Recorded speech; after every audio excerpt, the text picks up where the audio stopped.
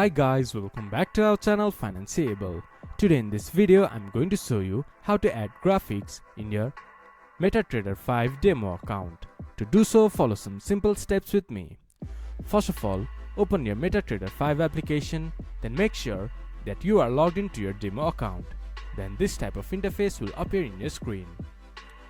Then you can see your chart here. You can also press F11 to view your chart in full screen. From here, go to Insert from the top menu bar, and in Objects you can insert many graphics like arrows, graphical, text, level, button, charts, bitmap, and many more. You can add gun lines, you can add arrows, and many more.